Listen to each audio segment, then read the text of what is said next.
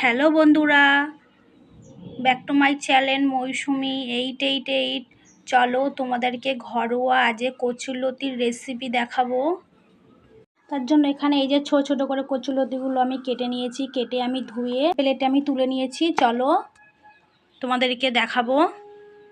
আমি গ্যাসটা ধরিয়ে দিয়ে কড়াটা বসিয়ে দিয়েছি। আমি কড়াই তেল দিয়ে দেবো। আমার এখানে গরম হয়ে এসছে। আমি এবার কালো জিরে আর একটা শুকনো লঙ্কা ফোড়ন দিয়ে দেব।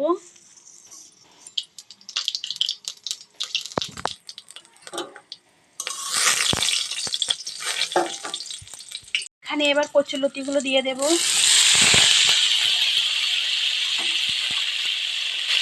লবণ দিয়ে দেব,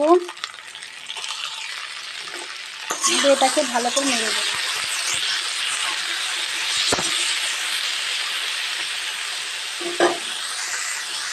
আমি এখানে কচুরলতির জন্য এখানে এই যে সামান্য একটু সর্ষে নিয়ে নিয়েছি। তোমরা যেমন লঙ্কা খাবে সেই বুঝে তোমরা লঙ্কা নিতে পারো। আর এখানে আমি 3 টুকরো লঙ্কা নিয়ে নিয়েছি। এটা একসঙ্গে একটু পিষে নেব।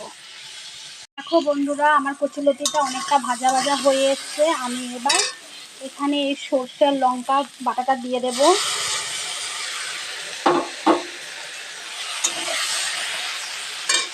হলুদ দিয়ে দেব,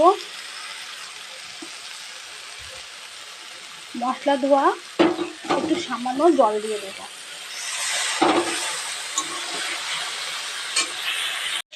আমি এটা একটু নাড়তে থাকবো কচুরলতিটা।